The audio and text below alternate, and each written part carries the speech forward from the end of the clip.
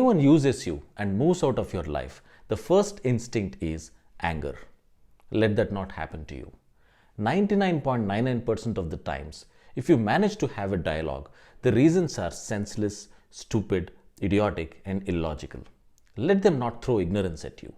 Please let them leave and close the doors. Never ever prove yourself.